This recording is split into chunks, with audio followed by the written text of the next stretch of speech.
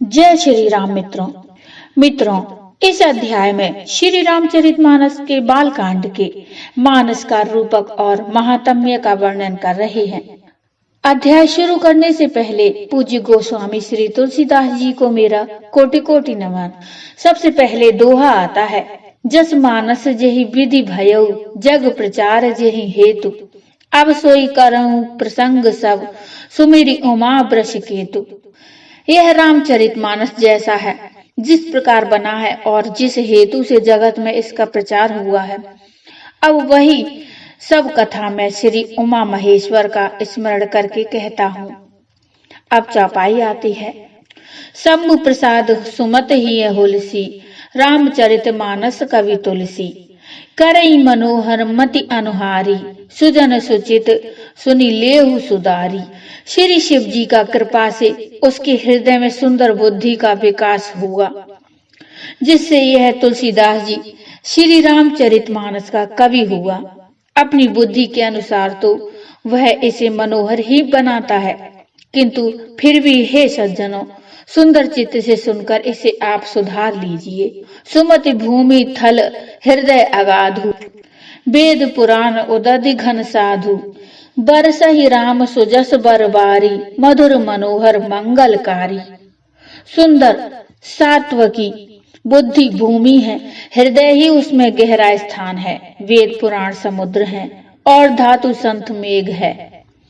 वे साधु रूपी मेघ श्री राम जी के सुयस रूपी सुंदर मधुर मनोहर और मंगलकारी जल की वर्षा करते हैं। लीला सगुन जो कहीं बखानी, सोई स्वच्छता करई मल हानि। प्रेम भगति जो बरनी न जाई, सोई मधुरता सो शीतलताई। सगुण लीला का जो विस्तार से वर्णन करते हैं, वही राम सुयस रूपी जल की निर्मलता है, जो मल का नाश करती है। और जिस प्रेम भक्ति का वर्णन नहीं किया जा सकता, वही इस जल की मधुरता और सुंदर शीतलता है। सो जल सुकृत सालिहित होई, राम भगत जन जीवन सोई। मेधा मही गत सो जल पावन, सकिल श्रवण मग चलेऊ सुहावन। भरेऊ सुमानस सुथल थिराना, सुखद सीख रुचि चारु चिराना। वह राम सुयस रूपी जल सत्कर्म रूपी धान के लिए हितकर है, और श्री राम जी के भक्तों का तो जीवन ही है। वह पवित्र जल बुद्धि रूपी पृथ्वी पर गिरा और सिमट कर सुहावने कान रूपी मार्ग से चला और मानस हृदय रूपी श्रेष्ठ स्थान में भरकर वहीं स्थिर हो गया। वहीं पुराना होकर सुंदर रुचिकर शीतल और सुखदायी हो गया। अब दोहा आता है, सुठी सुंदर संवाद बर, बिरचे बुद्धि विचारी। तेई एही पावन सुभग, सर घाट मनोहर चारी। इस कथा में बुद्धि से विचार कर जो चार अत्यंत सुंदर और उत्तम संवाद भुषुंडी जी, गरुण जी, शिव पार्वती, याज्ञवल्क, भारद्वाज और तुलसीदास और संत रचे हैं, वही इस पवित्र और सुंदर सरोवर के चार मनोहर घाट हैं। अब चौपाई आती है। सप्त प्रबंध सुभग सोपाना, ज्ञान नयन निरखत मन माना। रघुपति महिमा अगुण अबाधा, बरनव सोई बरबारी अगाधा। 7 कांड ही इस मानस सरोवर की सुंदर 7 सीढ़ियां हैं, जिनको ज्ञान रूपी नेत्रों से देखते ही मन प्रसन्न हो जाता है। श्री रघुनाथ जी की निर्गुण प्राकृतिक गुणों से अतीत और निर्बाध एक रस महिमा का जो वर्णन किया जाएगा, वही इस सुंदर जल की अथाह गहराई है। राम सीय जस सलिल सुधासम, उपमा बीच बिलास मनोरम। पुरेन सघन चारु चौपाई, जुगति मंजू मनि सीप सुहाई। श्री रामचंद्र जी और सीता जी का यश अमृत के समान जल है। इसमें जो उपमाएं दी गई हैं, वही तरंगों का मनोहर विलास है। सुंदर चौपाइयां ही इसमें घनी फैली हुई पुरेन यानी कमलिनी हैं, और कविता की युक्तियां सुंदर मणि यानी मोती उत्पन्न करने वाली सुहावनी सीपियां हैं। छंद सोठा सुंदर दोहा, सोई बहुरंग कमल कुल सोहा। अर्थ अनूप स्वभाव सुभाषा, सोई पराग मकरंद सुभाषा। जो सुंदर छंद सोठे और दोहे हैं, वही इसमें बहुरंगे कमलों के समूह सुशोभित हैं।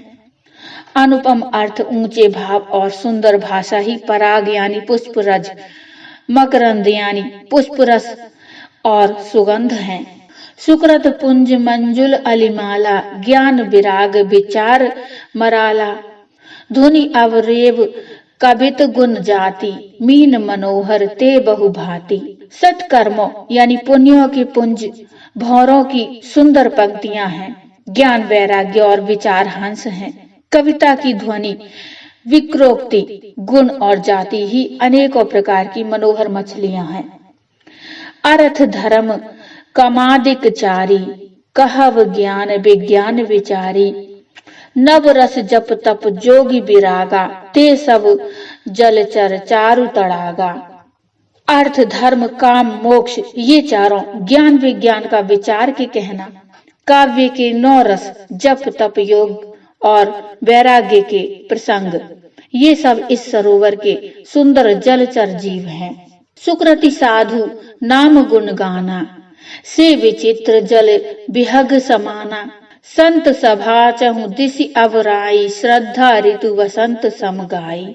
सुकृति यानी पुण्य आत्मा जनों के, साधुओं के और श्री राम नाम के गुणों का गान ही विचित्र जल पक्षियों के समान है। संतों की सभा ही इस सरोवर के चारों ओर की अमराई यानी आम की बगीचियां हैं और श्रद्धा वसंत ऋतु के समान कही गई हैं। भगति निरूपण विविध विधाना, क्षमा दया दम लता बिताना। समजम नियम फूल फल ज्ञाना, हरिपद रति रस वेद बखाना। नाना प्रकार से भक्ति का निरूपण और क्षमा, दया तथा दम इंद्रियां निग्रह लताओं के मंडप हैं। मन का निग्रह यम यानी अहिंसा, सत्य, अस्तेय, ब्रह्मचर्य और अपरिग्रह। नियम यानी शौच, संतोष, तप, स्वाध्याय और ईश्वर प्रणिधान ही उनके फूल हैं। ज्ञान फल है और श्री हरि के चरणों में प्रेम ही इस ज्ञान रूपी फल का रस है, ऐसा वेदों ने कहा है। तो बोलो जय श्री राम। मित्रों, ये प्रसंग बड़ा है, इसलिए इसे विभाजित करना पड़ेगा। तो इस प्रसंग में इतना ही। इससे आगे का प्रसंग हम अगले भाग में लेकर आएंगे। ये प्रसंग आपको कैसा लगा मुझे कमेंट में बताइए। कमेंट में जय श्री राम की हाजिरी लगाइए। प्रसंग अच्छा लगा हो तो लाइक करिए और चैनल को सब्सक्राइब कर लीजिए श्री रामचरितमानस का लगातार पाठ सुनने के लिए। तो मिलते हैं इससे आगे का प्रसंग लेकर, तब तक के लिए जय श्री राम।